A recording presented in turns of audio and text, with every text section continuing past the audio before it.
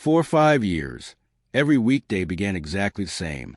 Emma would wrap her arms around my neck while I stood at the front door holding my coffee, kiss me softly on the cheek, smile with those familiar dimples, and whisper, "Have a good day, babe.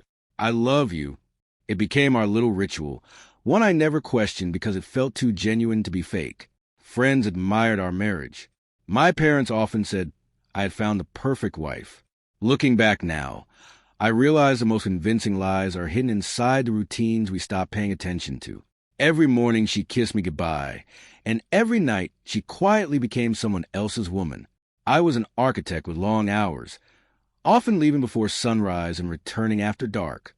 Emma worked remotely as a marketing consultant, which meant she controlled her own schedule.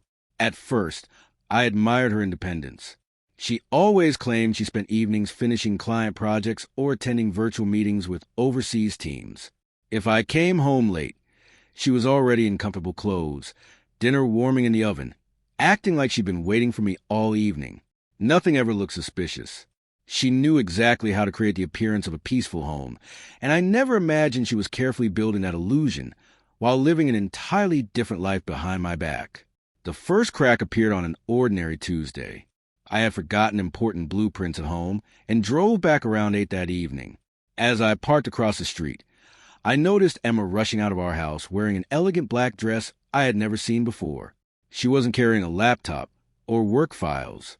Instead, she glanced around nervously before getting into a silver SUV waiting at the corner. The driver wore a baseball cap that hid most of his face. Before the vehicle pulled away, I watched her lean over and kiss him. My heart stopped. I sat frozen behind the steering wheel, convincing myself I must have misunderstood what I had seen.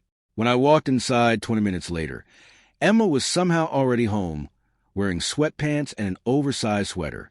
She looked surprised to see me, but recovered almost instantly. "You're home early," she said with an innocent smile while stirring pasta on the stove. I searched her face for guilt, but she looked perfectly calm. She claimed she'd spent the entire evening preparing a presentation for an important client. Every sentence sounded natural, every movement rehearsed. I almost believed her. Yet the image of that silver SUV refused to leave my mind. That night, while she slept peacefully beside me, I stared at the ceiling wondering whether trust could disappear in a single moment. Over the following weeks, tiny details began connecting like pieces of a puzzle I never wanted to solve. Emma suddenly became protective of her phone, taking it everywhere, even into the shower. She changed passwords she'd shared with me for years. She started buying expensive perfume despite claiming she rarely left the house. On Friday evenings, she often announced last-minute client dinners that conveniently ended after midnight. Whenever I asked questions, she laughed them away, telling me stress from work was making me paranoid. I hated myself for doubting her, but deep inside, my instincts were screaming that something was terribly wrong. Instead of confronting her without proof, I decided to observe quietly. One Friday, I pretended to leave for a business trip, but checked into a nearby hotel instead. Around 7 that evening, Emma left our house dressed in a stunning red dress I'd never seen before. I followed her from a safe distance. She drove to an upscale downtown restaurant where the same silver SUV was already waiting. This time, I finally saw the driver clearly. His name was Daniel, a successful real estate developer whose face frequently appeared in local business magazines. They embraced like lovers who hadn't seen each other in weeks before disappearing inside together, laughing as though they didn't have a single worry in the world. I didn't storm into the restaurant. I didn't make a dramatic scene. Instead, I quietly recorded everything from across the street. I photographed them holding hands, leaving together, entering a luxury hotel less than an hour later. Every picture felt like another knife twisting deeper into my chest. Yet something still didn't make sense. Daniel was wealthy enough to buy almost anything he wanted. Why risk everything for a married woman? More importantly, why had Emma stayed with me instead of simply asking for a divorce? Those questions haunted me far more than the affair itself, because I knew there had to be a bigger reason hiding beneath the betrayal. When I returned home the next morning, Emma greeted me with her usual warm smile and wrapped her arms around me. "I missed you so much," she whispered before kissing me exactly as she always had. For a brief second, I almost broke down and confessed everything I knew. Instead, I hugged her back, pretending nothing had changed. Our 5th wedding anniversary was only 2 weeks away, and Emma had spent months planning an extravagant dinner with both families and dozens of close friends. She kept saying it would be the most unforgettable night of our lives. She had absolutely no idea just how right she was. The morning of our anniversary arrived with sunshine pouring through the windows and Emma humming happily in the kitchen as she prepared breakfast. She handed me a beautifully wrapped gift, kissed my forehead, and smiled exactly the way she had every morning for years. "Tonight is going to be perfect," she whispered. I smiled back, hiding the storm inside me. In my briefcase sat a small flash drive containing every photograph, every timestamp, and every piece of evidence I collected over the past 2 weeks. I wasn't interested in shouting or revenge born from anger. I wanted the truth to reveal itself in front of everyone who believed our marriage was perfect. That evening, the banquet hall sparkled with candles, elegant flowers, and soft violin music. Our parents, siblings, closest friends, and even a few business associates gathered to celebrate what they believed was a successful marriage. Emma looked breathtaking in a white evening gown, laughing effortlessly as she greeted every guest. She held my hand the entire evening, smiling for photographs and telling everyone how lucky she was to have such a devoted husband. Watching her perform the role of the perfect wife, while knowing where she had spent so many nights, felt surreal. I realized that deception had become second nature to her, and she no longer recognized the difference between truth and performance. After dinner, Emma stood and tapped her glass with a spoon. The room fell silent as she delivered a heartfelt speech about loyalty, unconditional love, and how marriage was built on trust. Several guests wiped tears from their eyes. Even my mother looked emotional. Emma ended her speech by saying, "I'm thankful every single day that I married the most honest man I've ever known." The applause echoed through the hall.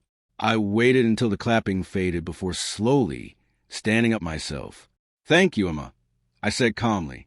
"Your speech reminded me that honesty deserves to be celebrated tonight." Every face turned toward me, expecting another romantic toast. I picked up the small remote connected to the projector behind the stage. "Before dessert," I said with a steady voice, "I'd like everyone to watch a short anniversary video." Emma smiled confidently, assuming it contained wedding memories. The screen lit up with photographs from our honeymoon, family vacations, and birthdays. Guests smiled warmly as nostalgic music played. Then the music stopped. The next image showed Emma embracing Daniel outside the downtown restaurant. Another photograph appeared, capturing them holding hands. Then came the hotel entrance. Finally, a short video showed them kissing before disappearing through the revolving doors together. The ballroom became so silent that the air itself seemed frozen. Emma's smile disappeared instantly.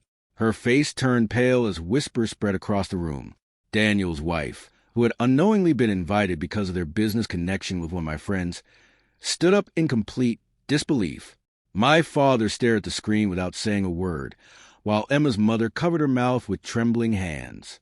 Emma rushed toward the projector, desperately shouting that the pictures were taken out of context, but the timestamps, videos, and hotel records left no room for explanation. Every excuse she tried collapsed before it left her lips. Years of carefully constructed lies unraveled in less than 5 minutes. Then I revealed the part Emma never expected. "This wasn't discovered by accident," I said quietly. After seeing the first kiss, I hired a licensed investigator. I placed a thick folder on the table. Inside were months of financial records, showing that Emma and Daniel had secretly planned to convince me to invest nearly every dollar from my architecture firm into one of Daniel's failing real estate projects. Once the money was transferred, Emma intended to file for divorce and claim half of everything we owned. Their affair wasn't only about romance. It was a centerpiece of a carefully planned financial betrayal. Gasps filled the room as a horrifying truth finally emerged. Daniel suddenly stormed toward the stage, accusing me of invading his privacy. But before he could reach me, 2 detectives entered the ballroom. Weeks earlier, after receiving the investigator's report, I had quietly contacted authorities about fraudulent investment documents carrying forged signatures. The detectives informed Daniel that he was being detained for questioning regarding financial fraud and conspiracy. His confidence disappeared instantly.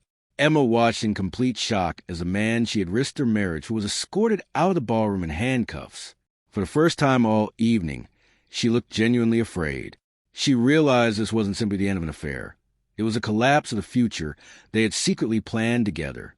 Emma fell to her knees in front of everyone, crying harder than I had ever seen. She begged me to forgive her, insisting she'd made terrible mistakes and still loved me. But I no longer recognized the woman pleading before me. The wife I loved had existed only in carefully rehearsed morning kisses and convincing bedtime conversations. The real Emma had chosen deception every single day she looked into my eyes and said, "I love you." I calmly removed my wedding ring, placed it on the table beside the untouched anniversary cake, and slid the divorce papers across to her. Without raising my voice or shedding a tear, I simply walked away from the stage. 6 months later, the divorce was finalized. Emma received far less than she expected because the attempted fraud and overwhelming evidence changed everything during the legal proceedings. Daniel's company collapsed under multiple investigations, and several lawsuits followed. As for me, rebuilding my life wasn't easy, but it was honest. For years, I believed love was measured by sweet words, daily kisses, and carefully planned anniversaries. Now I know love is measured by actions when nobody is watching. Every morning, Emma kissed me goodbye before choosing someone else every night. In the end, those goodbye kisses became the very evidence that reminded me appearances can hide the darkest betrayals. But the truth always finds its way to the table eventually.